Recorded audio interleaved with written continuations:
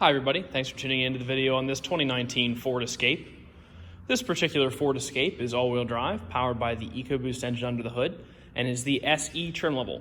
The SE trim level is one of the middle trim levels for the Escape. It's going to be above the more basic S trim level, but below the more expensive SEL and titanium trims. It's going to give you a lot of extras like that chrome grille surround, alloy wheels, remote start, heated seats, and a few other things that we'll go through as we go around the video. Starting off in the front, I did mention obviously the chrome grille accents. You can also see the fog lights inlaid into the lower bumper. Of course, this Escape was completely redesigned in 2015 with that nice angular grille. Been a few years, but that design still looks nice and sporty and definitely has aged well. Coming around to the side, you see a 17-inch alloy rim wrapped up with a Michelin tire. That tire looks to be right around half tread or so. Chrome accents here on the fenders. Of course, you have the body-colored mirror caps as well as door handles. Both front door handles are going to have this little black button on them. If you push that little black button while you have the key in your pocket, it will unlock the door for you. That, combined with the push button start, allows you to get in and out of your vehicle and use your vehicle without ever having to take the key out of your pocket or purse. Back in the side here, you're going to notice that black trim that runs the length of the car. That's become a pretty common feature on a lot of the newer cars for styling as well as longevity of the vehicle. Helps prevent the paint underneath from getting hit with rocks and things that might get thrown up off the road and crack it and then cause later rust or damage that way. So in addition to looking good and sort of giving you that white on black look, it's also there for function, prevents your paint from getting damaged. Coming around to the back here, you're going to see your Ford Escape as well as your SE EcoBoost four-wheel drive badging. You can also see your dual-tipped exhaust down low, as well as where your backup camera is mounted right here underneath the Ford emblem. Continuing up this side, matching proximity unlock here as well as a physical key and the 5-digit combination lock there.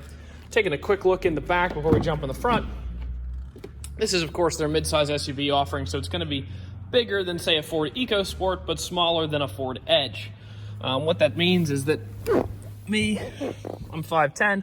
I sit back here pretty well. They've actually made these seat frames a little thinner and dove them forward to give you additional legroom.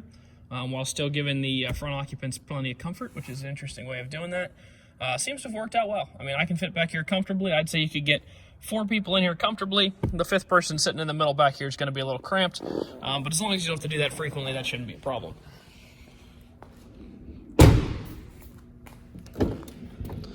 Coming into the front, you can see your power locks, windows, and mirrors here on the door. It is a full power driver's seat with lumbar adjustment there. Of course, to the left of the wheel, you're going to see your light controls, instrument cluster brightness, fog lights, as well as your hatch pop there. Jumping in. Like I said, it is a push-button start vehicle, so we have 2 keys here. Right there, second key. Lock, unlock, of course, your hatch again, and remote start there on the key. There's a physical key inside of this fob. If you pull this right here, push that forward, this actually slides out, and there's a physical key, allows you to get into the door in the event that the fob or car had a dead battery. Down on the inside here, you can see you have a USB port, some additional storage in there. Let's put the foot on the brake here and start it up. Just under 24,000 miles on the car, so you do have about 12,000 miles of bumper-to-bumper warranty through Ford left, as well as a substantial amount of the 5-year, 60,000-mile powertrain warranty from Ford. So lots of factory coverage left. In addition to that, we have options to add bumper-to-bumper coverage or just powertrain coverage, whatever suits your needs, up to an additional 10 years and 100,000 miles. On the left-hand side of the wheel here, you're going to see the controls for that center information cluster. Below that, you have your cruise control items, volume and Bluetooth controls over here. Coming into the center stack, large touchscreen radio. That's going to be an upgrade over the S package. And it also, even the SEs are going to have a smaller center screen. Putting in reverse, nice backup camera there.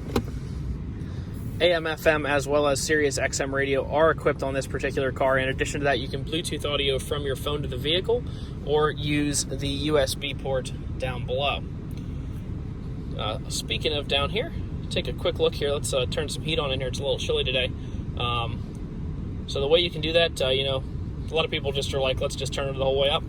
But you can just hit 72, hit the auto button, and the car will try to get to 72 and hold 72 just like your house. And if you hear it, it actually just quieted down in here. even though it's pretty cold. And the reason for that is the car is too cold to produce heat, so it doesn't just blast. It's a pretty smart system, I guess is what I'm trying to say. It doesn't just blast cold air through the vents. It waits till it heats up, heats the car up to 72 degrees, and then turns the system on and off as needed to maintain that. Automatic climate control is honestly it's a great feature people don't look at or give enough credit to. Heated seats for both the driver and the passenger. Of course, that's an awesome feature. Don't have to tell you about that. They are 3-function: high, medium, and low. You can combine that with the remote start. There is a setting that kicks the heated seat on for you when you use remote start below a certain temperature. Also an awesome feature. Highly recommend setting that up. Down here, shifter and everything. If you pull the whole way back into sport mode, you do have that little plus minus. If you wanted a little sportier feel, you could drive with that and shift your gears. Of course, it's not manual, but it's pseudo manual. Gives you that sporty feel to it. Over here inside the glove compartment, not only going to have your books, of course, in there, you're also going to have the results of the multi-point inspection. Tells you what we did to it while it was in our shop. So this particular one, we did do an oil change, and we replaced the engine air filter. That helps you get better fuel economy and performance. We replaced the cabin air filter, which filters the air that comes through your heating and cooling system. The tires are all good. They're 7/32 of tread, so that's actually right around 60 to 70% of their original depth, and it's a little more than 3 times the Pennsylvania state minimum, so a good amount of depth left on those. The brakes, we replaced the rear pads and rotors. The front pads and rotors were nearly brand new, so someone must have replaced those, but we did go ahead and replace those rears. So the wearable parts on this car are brand new brakes and rotors, and the tires they have at least a little more than half their life left. Taking a quick look here, this is about as good of a CarFax as you can get, in my opinion. No accidents or damage, so nothing's ever been reported to CarFax. It's a one-owner vehicle that was a lease vehicle, owned in Pennsylvania, and not only that, they had their oil changes on this car done at a shop that reported to CarFax, which gives you this little regular oil changes and the CarFax well-maintained badge. In addition to giving you, the buyer, peace of mind now, if you continue to have your oil changes done at a shop that reports to CarFax, such as All Things Automotive, that helps give the next buyer peace of mind when they come to buy it for you, and gets you either a better trade value or a better outright sale value. So buying one with that badge on it, continue to do those oil changes, helps you down the road. It's worth noting that you cannot get that badge back once you lose it. So say you don't do an oil change on this car for 15,000 miles, and then you start doing regular oil changes every 3, you don't get the badge back. So it's cool to know that not only have they been done consistently, but if you continue to do them consistently, that will help you into the future. Last part of the video, I'm going to try to show any dents, dings, or imperfections on the car as we go around it here. I really didn't see a whole lot to point out. There's a couple touched up little chips up here that I'll try to point out and come across. One there, one there. Yeah, a couple little chips up here in the front end. Coming around to the side, that alloy rim looks to be in good condition. I don't really see any dents or dings to point out coming back through here. Wheel looks as good as well. Little mark right there. Reason we do this part of the video, a lot of our customers do come from a long way away. We like to be as straightforward and upfront as we possibly can before you ever get here. If you do choose to come to beautiful McConnellsburg, we try to do an upfront sales process. All of our pricing is no haggle. We do market adjustments every day. Look forward to talking to you. If you'd like some more information on this car, you can stop out and see us at 21518 Great Cove Road in McConnellsburg, Pennsylvania. Visit us online at allthingsautomotive.com or give us a call, 717-485-4224. Thank you very much and have a great day.